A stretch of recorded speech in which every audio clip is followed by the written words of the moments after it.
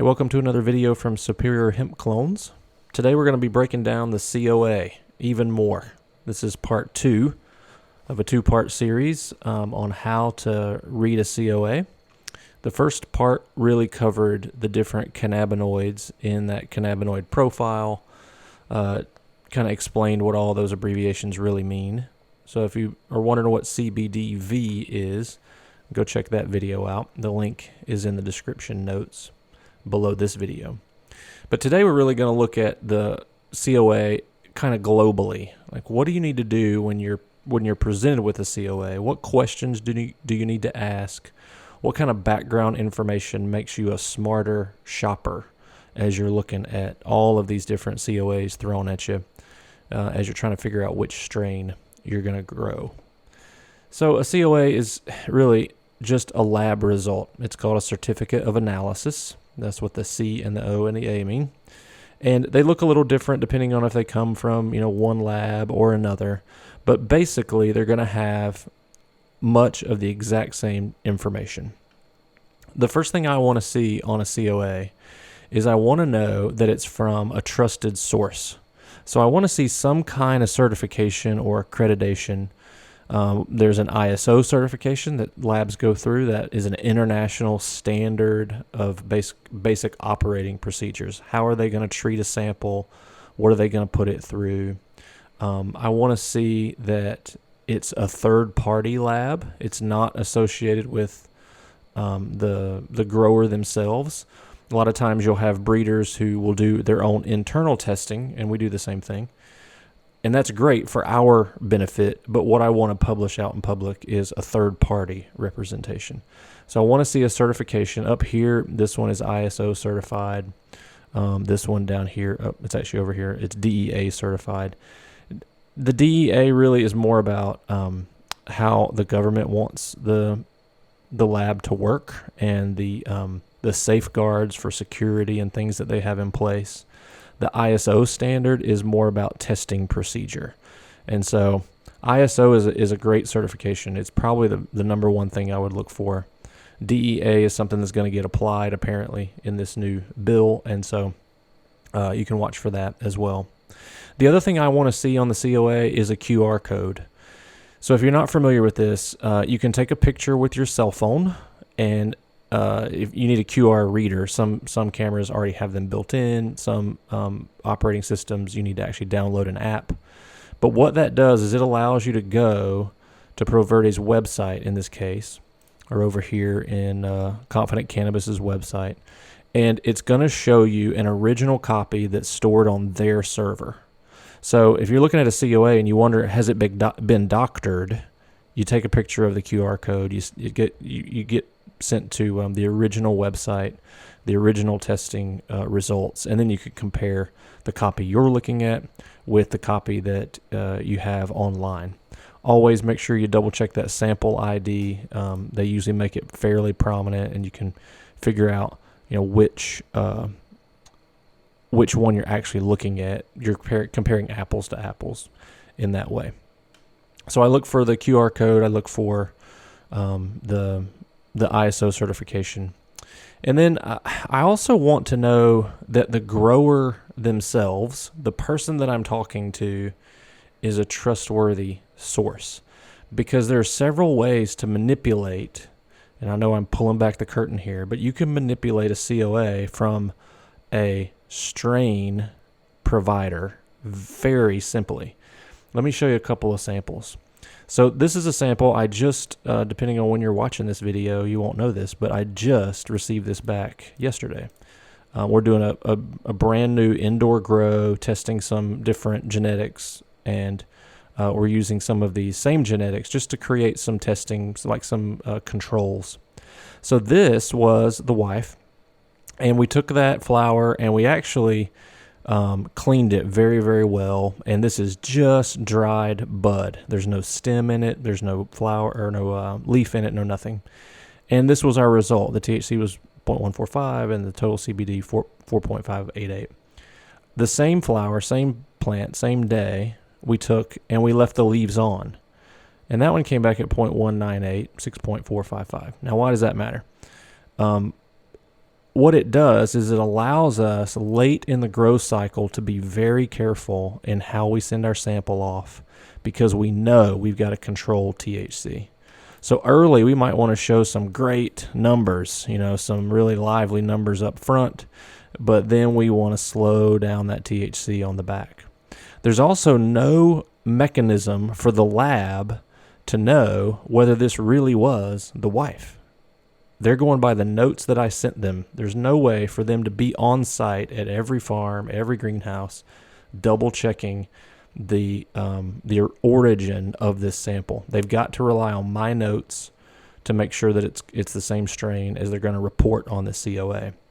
So what that means is, if you're standing in a place and you get some bad vibes, your spidey senses start tingling, run away, because there's a lot of ways to manipulate this document from a grower standpoint. Let's say I had a brand new genetic, and I just this happened to us with Box. So if you look at Box, we brought it in and we haven't had time to flower it. It's just now. I got a brand new one back yesterday, and so an unscrupulous grower could say, well, I got some stout this mature. Let's send that off and just call it Box. And then we'll have something to list on the website. That is completely immoral, completely wrong, but it's very simple to do. So if you get bad vibes, run away, because it's not too hard to spoof a COA. That's what I would call it anyway, spoofing, when you send off one genetic in the name of another.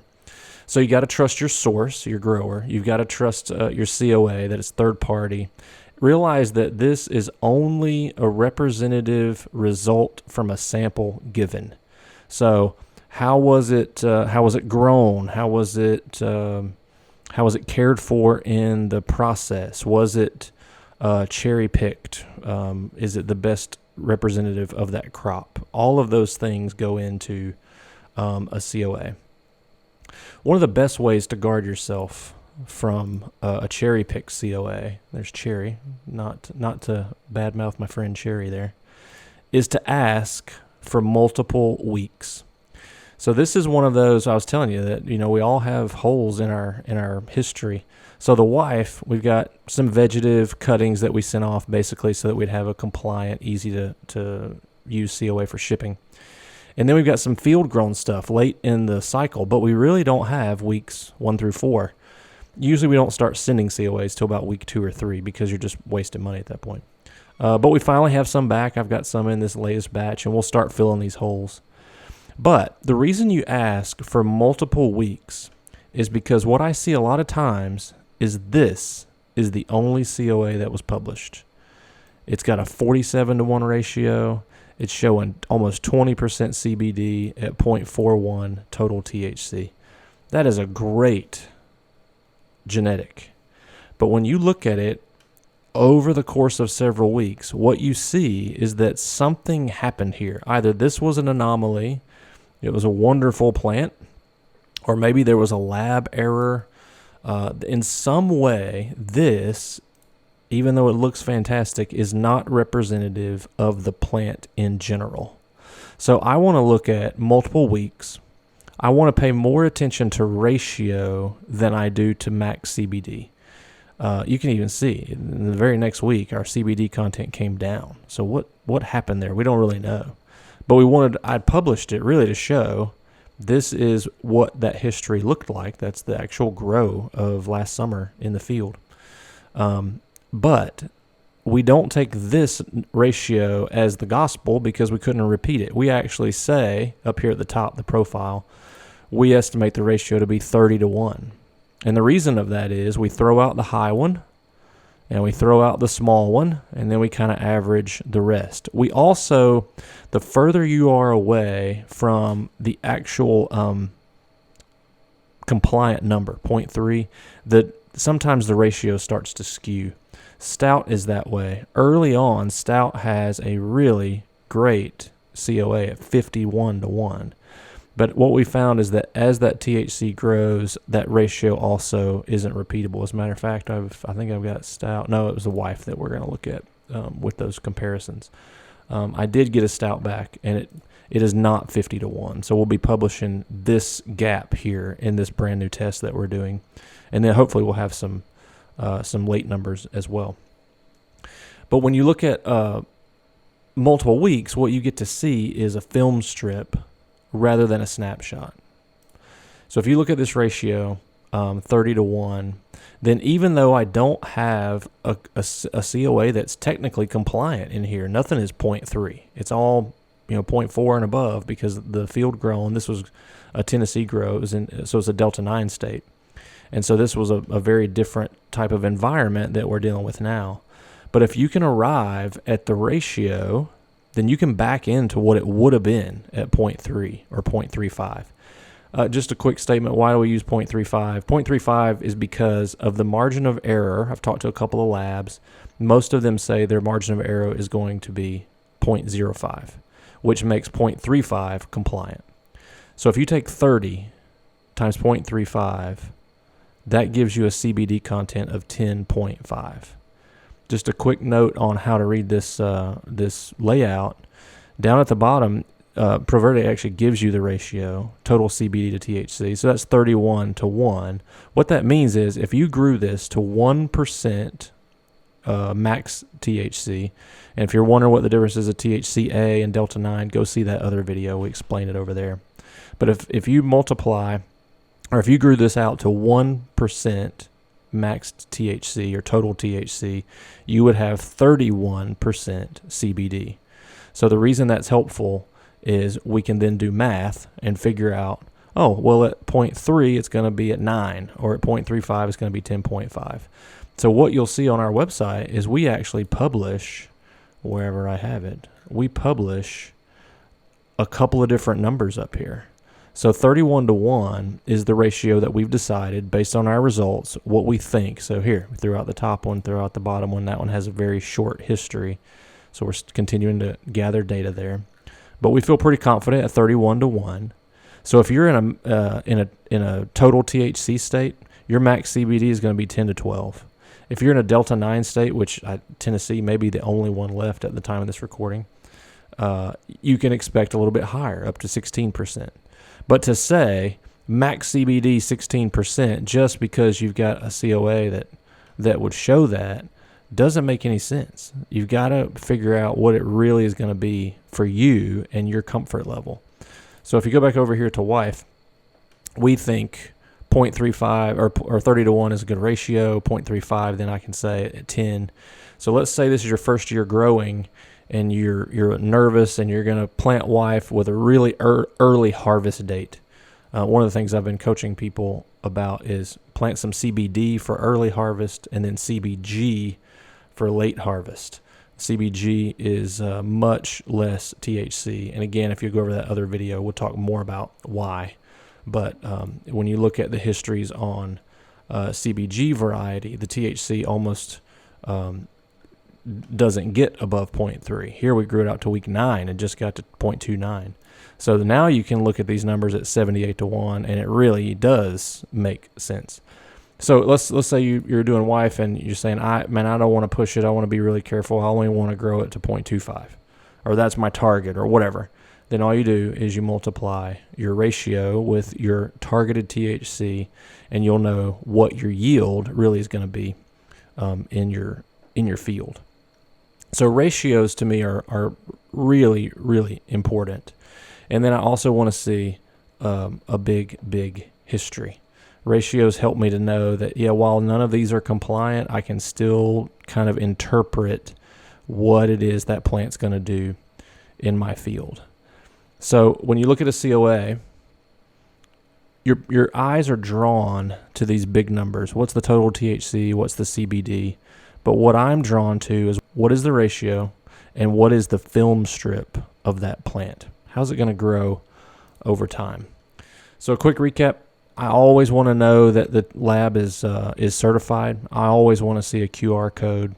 I want to know that whoever sent that sample in is trustworthy. Either jump online, do reviews, look at what they're saying on social media. Are they somebody who you trust? Because again, the COA is only representative of the sample that the lab received. How was it handled? Was it just dried flower? Because that's going to show a little bit lower. Or was it leaves, the whole top of the bud with the fan leaves on it as well? Because that's going to be a little bit higher. And then lastly, I want to see lots and lots of COAs. I don't want to see one. So even on these, incredible CBG genetics like CBG Gold, if you had just handed me this COA, I would have said, okay, whatever. But when you see it over time, it starts to make sense. And just ignore that. That should say CBG, not CBD. This is a CBG variety. It doesn't produce CBD, at least not in those ratios. Very, very small CBD content on a CBG plant. If you'd like to see all this in writing, jump over to our website, superiorhempclones.com. We're a division of ncfarmsinc.com, so you can type that in if you're familiar with NC Farms Inc. And then we're right here, at least right now, we're toward the top. If you'd like to Google it, how to read COAs and analyze hemp strains like you know what you're doing, all of those links will be in the description as well. Thanks so much for watching. If you like this kind of content, we're going to continue to produce it. So we'd love for you to subscribe and hit that bell button as well, so you'll be notified as we release new videos. If you have something you'd like for us to talk about, put it in the comments, because we're always looking for good content that you want, and we'll go do the research. We'll figure out the best answer, and we'll get back to you. If you've got an immediate question, jump online, give us a call. We're available on Twitter and Facebook, Instagram, email. You get up with us, and we want to answer your questions because we want you to be successful. Thanks again for watching.